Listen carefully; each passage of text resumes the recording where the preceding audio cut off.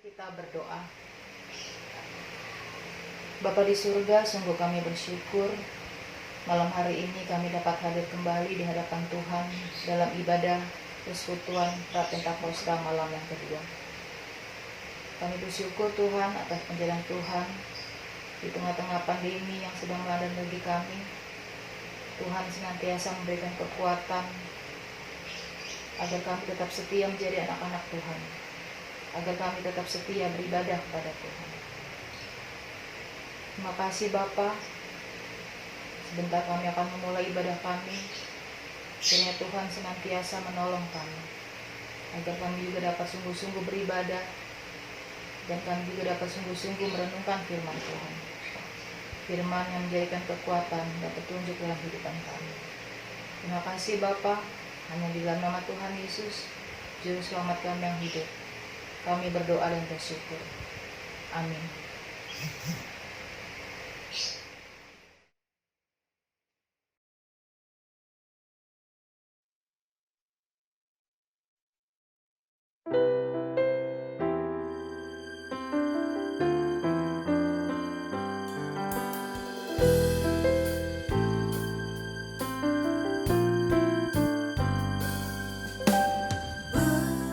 Berserah kepada Yesus.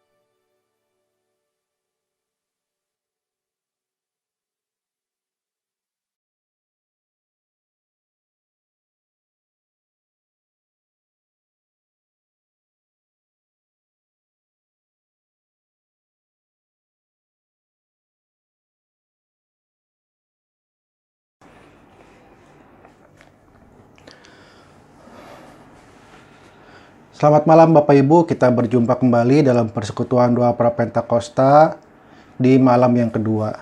Sebentar kita akan mendengarkan firman Tuhan, untuk itu marilah kita berdoa. Bapa di surga, kami bersyukur untuk segala berkat dan anugerah-Mu dalam kehidupan kami. Kami bersyukur kalau malam hari ini kami kembali dapat berjumpa melalui media online untuk mengikuti persekutuan doa Prapentakosta. Sebentar Tuhan, kami akan mendengarkan firman-Mu. Biarlah kiranya Tuhan menyertai setiap kami, supaya kami yang mendengar dapat memahami dan melakukannya. Biarlah Tuhan juga menyertai hamba-Mu yang akan menyampaikan firman, supaya dengan penyertaan Tuhan segala perkataan yang keluar dari mulutnya sesuai dengan kehendak Tuhan. Di dalam nama Tuhan Yesus Kristus kami berdoa. Amin. Saudara, kita akan membaca dari Wahyu pasal 2 ayat 1-7. LAI memberi judul kepada jemaat di Efesus. Saya bacakan untuk saudara. Tuliskanlah kepada malaikat jemaat di Efesus. Inilah firman dari Dia yang memegang ketujuh bintang itu di tangan kanannya dan berjalan di antara ketujuh kaki dian emas itu.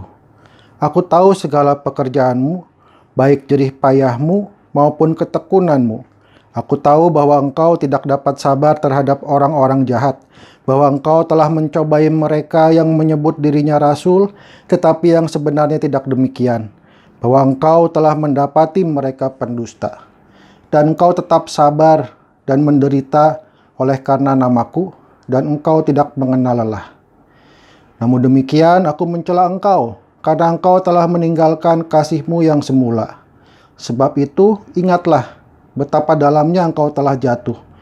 Bertobatlah dan lakukanlah lagi apa yang semula engkau lakukan. Jika tidak demikian, aku akan datang kepadamu dan aku akan mengambil kaki dianmu dari tempatnya jikalau engkau tidak bertobat. Tetapi ini yang ada padamu, yaitu engkau membenci segala perbuatan pengikut-pengikut Nikolaus yang juga aku benci. Siapa bertelinga, hendaklah ia mendengarkan apa yang dikatakan Roh kepada jemaat-jemaat. Barang siapa menang, dia akan kuberi makan dari pohon kehidupan yang ada di taman Firdaus Allah. Demikianlah firman Tuhan. Bapak Ibu saudara-saudara, kemarin firman Tuhan yang kemarin kita mengetahui bahwa yang dimaksud dengan kaki dian itu adalah gereja. Gereja sebagai kaki dian, di mana dia menjadi alat agar terang Kristus dapat menyinari dunia. Dalam Wahyu 1 ayat 13 dikatakan, dan di tengah-tengah kaki dian itu ada seorang serupa anak manusia. Anak manusia adalah sebutan yang khas untuk Tuhan Yesus. Tetapi anak manusia yang dilihat oleh Yohanes di sini bukanlah Tuhan Yesus dalam kesederhanaannya, seperti ketika ia hidup di dunia, tetapi anak manusia di dalam kemuliaan dan kekuasaannya. Wahyu pasal 1 ayat 14 menggambarkan matanya bagai nyala api. Artinya tidak ada yang tersembunyi dari penglihatan Tuhan. Tuhan mengetahui segala sesuatu. Ia tahu segala pekerjaan yang dilakukan jemaat di Efesus. Efesus 2 ayat 2-3 tadi mengatakan bahwa ia tahu segala jerih payah dan ketekunan jemaat di Efesus. Ia tahu kalau jemaat di Efesus tidak sabar terhadap orang-orang jahat. Ia tahu kalau jemaat di Efesus mencobai mereka yang menyebut diri rasul namun terbukti pendusta. Artinya mereka tidak mudah percaya kepada pengajaran-pengajaran. Kalau mereka dapat mengetahui rasul itu ternyata pendusta, itu karena mereka juga mengerti akan firman Tuhan. Mereka tahu pengajaran-pengajaran Tuhan Yesus. Mereka juga dikatakan sabar menderita, tidak kenal lelah. Ya. Suatu gambaran gereja yang baik, yang luar biasa, yang senantiasa tekun dan tidak kenal lelah, yang punya pengetahuan tentang pengajaran Tuhan yang benar, yang sabar menderita. Gereja yang memiliki banyak kegiatan pelayanan, yang punya aktivis yang banyak, mungkin seluruh jemaatnya menjadi aktivis, Bukan saja orangnya yang itu-itu juga yang melakukan segala pelayanan. Mungkin gereja yang baik, gereja yang program kerjanya banyak, buku program kerjanya tebal, menyaingi Alkitab. Menjadi tanda bahwa banyak kegiatan pelayanan. Bukan saja terhadap jemaat, tapi mungkin juga terhadap masyarakat sekitar yang membutuhkan. Gereja yang menjaga ajaran dari pengajaran-pengajaran palsu. Gereja yang baik, yang tampaknya baik. Dalam Yakobus 2 ayat 26 dikatakan, iman tanpa perbuatan adalah mati. Itu sebabnya kita sering menganggap baik gereja-gereja yang melakukan banyak perbuatan. Kita menganggapnya itu sebagai tanda dari iman yang hidup. Tetapi jika perbuatan-perbuatan itu dilakukan tanpa kasih, ini juga menjadi persoalan. Inilah kemudian yang dikecam oleh Tuhan Yesus, bahwa jemaat di Efesus tidak melakukan perbuatan-perbuatannya dengan kasih. Ayat yang keempat mengatakan, namun demikian aku mencela engkau, karena engkau telah meninggalkan kasihmu yang semula. Rupanya segala aktivitas pelayanan di jemaat di Efesus sudah menjadi rutinitas belaka. Tidak lagi dilandasi oleh kasih. Ya. Banyak gereja yang penting programnya terlaksana. Para pelayannya tidak lagi bersungguh-sungguh. Kalau banyak kegiatan kan, supaya dapat teratur, seringkali dibuat aturan-aturan, prosedur-prosedur. Ya. Dan seringkali karena begitu banyak yang harus dikerjakan, akhirnya semua hanya sekedar prosedural saja, hanya sekedar mengikuti aturan saja. Ya, di satu sisi itu baik, tetapi di sini Tuhan Yesus mengingatkan bahwa semuanya itu tetap harus dilandasi dengan kasih. Para pelayan ibadah karena sudah rutin, seringkali juga tidak dilakukan dengan kasih kepada Allah. Ya, cuman tanya lagunya apa? Oh, sudah tahu, sudah sering. Kita nggak usah latihan lah. Atau kalau petugas pembaca Alkitab cuma tanya bacaannya dari mana? Tidak dipersiapkan dengan baik, tidak dipersiapkan dengan sungguh-sungguh. Bahkan kadang terdengar orang yang mengatakan, saya tidak sempat persiapan. Saya berserah saja kepada pimpinan Roh Kudus. Ya. Tampaknya ada iman. Tetapi kritik Tuhan Yesus tidak lagi disertai dengan kasih yang mula-mula, jangan-jangan menjadi tepat. Sebab perbuatan kasih kan artinya kita memberi lebih dari apa yang rutinitas kita bisa lakukan. Roh Kudus membimbing kita di dalam pelayanan, betul. Tetapi kalau kita juga mempersiapkan diri sebaik-baiknya, pasti akan lebih baik. Perbuatan kasih adalah perbuatan yang memberi lebih. Misalnya, kita masak, ya. Bukan saja bagaimana masakan itu rasanya enak, tetapi juga perbuatan kasih itu memberi lebih. Sesajiannya juga diperhatikan, sehingga orang yang makan bukan cuma merasakan enak di mulut, tetapi secara visual dia juga dipuaskan. Kalau seperti itu kan, orang yang makan pasti akan merasakan ada sukacita yang lebih, karena dia dipuaskan melalui lidahnya, juga melalui visualnya. Demikian juga di dalam pelayanan kita. Pelayanan bisa berjalan bagus, tetapi akan lebih bagus kalau pelayanan yang kita lakukan itu juga dilandasi dengan kasih. Kalau pelayan ibadah mempersiapkannya dengan baik, maka bukan saja berjalan lancar, tetapi musiknya enak didengar. Aransemennya dipikirkan, dibuat sebaik mungkin. Mungkin dekorasinya atau seragamnya, sehingga tadi bukan saja berjalan lancar, tapi juga enak didengar dan terlihat baik. Ada kesungguhan.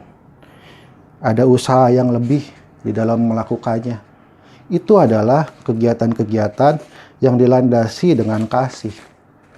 Ya, kalau itu kemudian menjadi kritikan terhadap jemaat di Efesus, jangan-jangan jemaat di Efesus yang baik tadi semuanya sudah berjalan menjadi sekedar rutinitas, tidak lagi dipersiapkan dengan sungguh-sungguh. Karena itu di ayat yang kelima, Tuhan Yesus memberikan solusi agar mereka kembali seperti dulu, melandasi semuanya dengan kasih yang semula.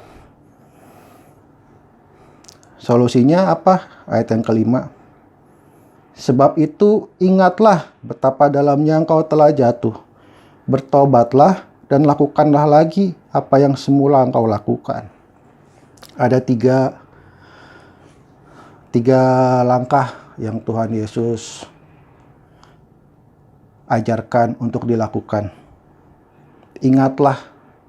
Ya, mungkin baik juga untuk kita coba mengingat kembali waktu kita pertama kali terlibat di dalam pelayanan. Ya, bagaimana perasaan kita, apa yang kita lakukan? Bagaimana kita berdoa memohon penyertaan Tuhan?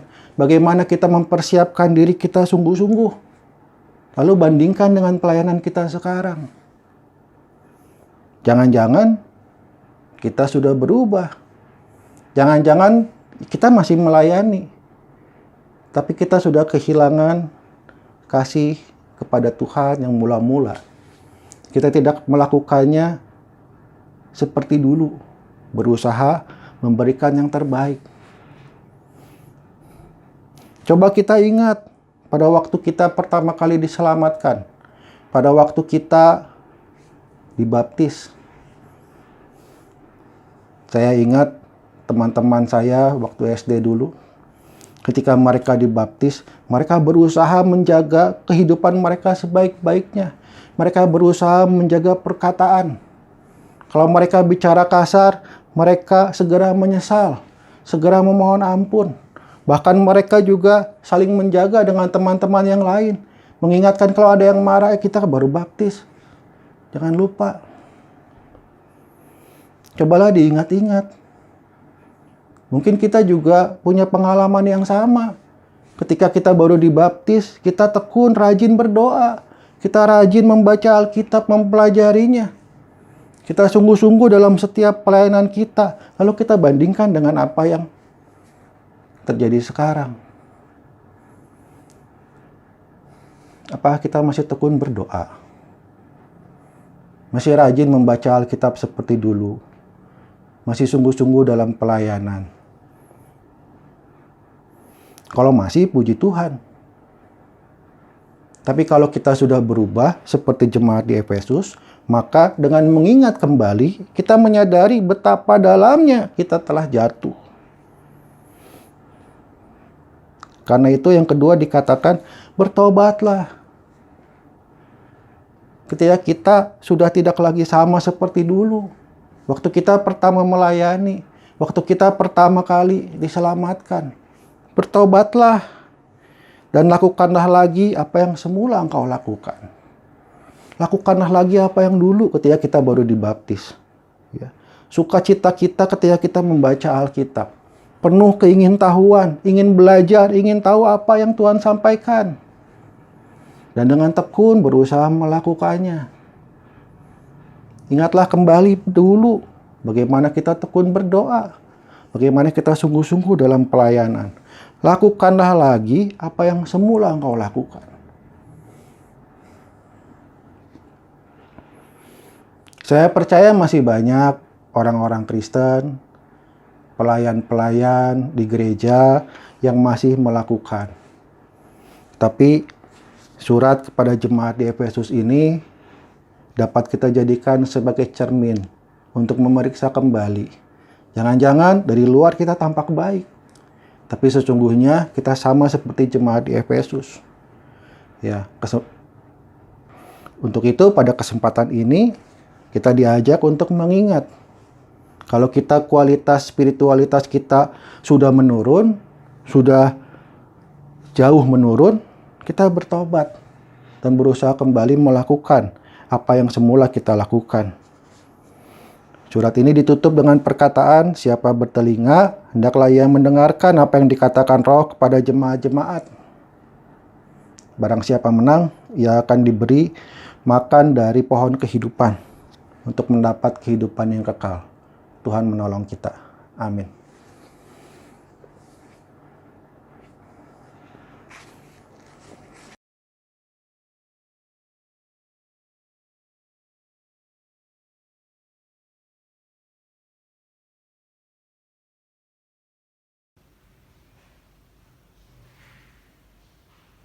Bapa Surgawi, Bapa yang Maha Kuasa dan Maha Baik, kami bersyukur ya Bapa untuk kasih setiamu serta perlindunganmu kepada kami di sepanjang hari ini. Kami pun bersyukur untuk kesempatan yang Engkau berikan pada kami, di mana kami Engkau izinkan menjadi penuh syafaat. Kami akan berdoa untuk mereka yang sakit karena pandemi COVID-19. Bapa, Engkau tahu apa yang mereka rasakan. Tolonglah mereka ya Bapa untuk tetap kuat, tabah, sabar, memiliki pengharapan dan semangat di dalam menjalani hari-hari mereka. Makanan, obat-obatan, cara benar yang ditempuh, biarlah semua itu karena kuasa-Mu, karena kasih-Mu boleh mendatangkan kesembuhan dan kepulihan serta manfaat yang signifikan. Bapa dalam surga, dalam segala kondisi, situasi, walaupun tidak mudah dilalui, Tuhan tolong mampukan saudara-saudara kami yang sakit ini untuk berdamai dengan keadaan mereka.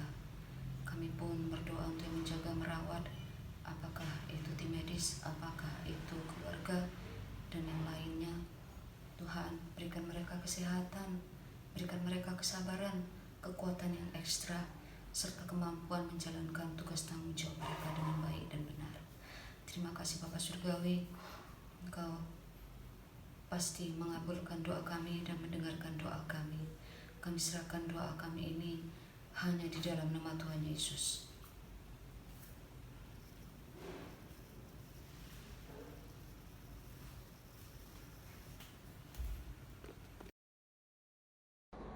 Bapa kami yang ada di surga, terima kasih Tuhan kami boleh datang kepadamu.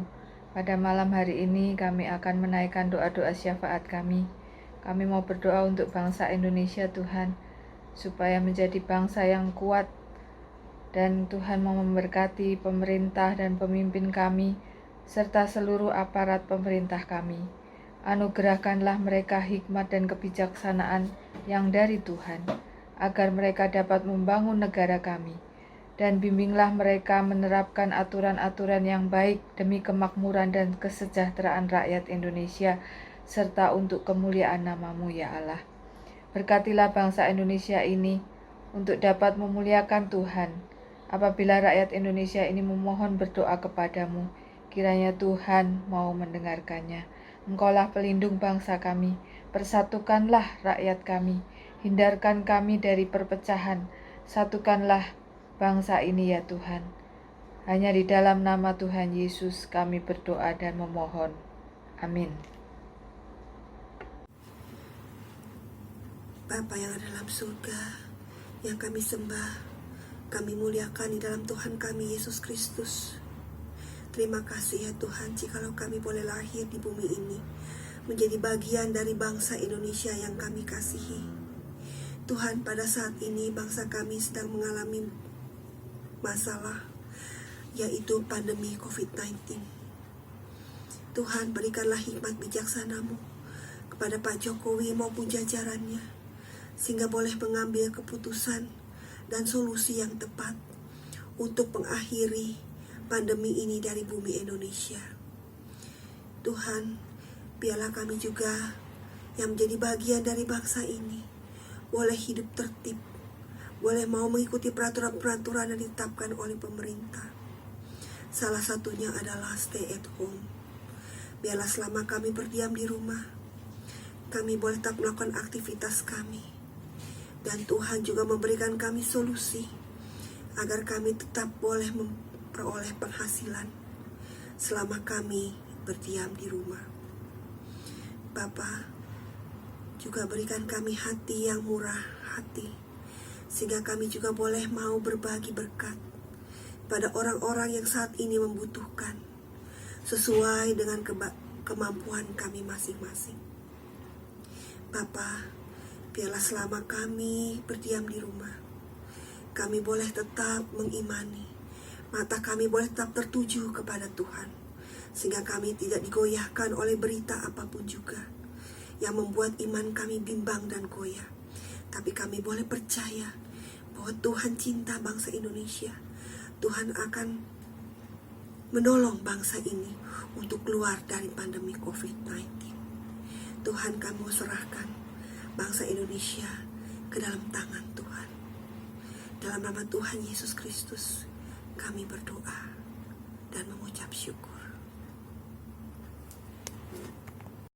Di surga dalam Kristus Yesus, saat ini kami berdoa bagi aparat keamanan. Biarlah Tuhan memberkati mereka dengan kesehatan yang prima, supaya mereka mampu melaksanakan tugas dan tanggung jawab mereka sebagai aparat keamanan. Dan biarlah Tuhan juga memberikan roh hikmat kepada setiap mereka, supaya mereka juga sepakat mendukung pemerintah dalam pelaksanaan PSBB, agar dapat ditaati masyarakat tanpa paksaan. Dan kami sungguh-sungguh berharap agar setiap aparat keamanan ini Tuhan berkati juga dengan kemampuan yang sungguh-sungguh untuk dapat terus menjaga keamanan dan persatuan bangsa ini, terutama dari pihak-pihak yang berupaya memecah belah. Sebab sebagai warga bangsa Indonesia, kami tidak ingin dipecah belah, dan biarlah NKRI menjadi dambaan setiap kami warga bangsa. Terima kasih Tuhan, inilah doa kami yang kami panjatkan dalam nama Yesus. Kami mengucap syukur atas terselenggaranya ibadah online di GKI. Kiranya persekutuan dengan Tuhan dan saudara-saudara seiman Tuhan lekatkan. Kami juga bersyukur kalau GKI Pakis Raya Tuhan jadikan tangan kasih Tuhan untuk memberkati sesama anggota tubuh Kristus maupun orang-orang di sekitar kami yang membutuhkan. Kiranya perbuatan kasih ini makin memasyurkan dan memuliakan Tuhan. Berdoa untuk program kerja 2020-2021. Kiranya Tuhan memberikan majelis jemaat hikmat agar apapun yang dilaksanakan sesuai dengan kehendak Tuhan dan memuliakan Tuhan. Dan bagi pembangunan dan renovasi gedung gereja, kami serahkan sepenuhnya kepada kehendak Tuhan. Biarlah Tuhan turut bekerja di dalam apapun yang kami kerjakan. Kami juga berdoa untuk segenap umat GKI Pakis Raya, agar kami tetap memelihara persekutuan dengan Tuhan, baik secara pribadi maupun bersama keluarga. Teguhkan dan kuatkan kami dalam menjalani hidup di tengah badai pandemi COVID-19 ini dengan keyakinan bahwa Allah beserta, menolong dan memelihara kami, sehingga kami tetap berpengharapan di dalam Tuhan Yesus yang ajaib. Inilah rangkaian doa syafaat kami Tuhan, yang kami naikkan hanya di dalam nama Tuhan Yesus Kristus. Amin.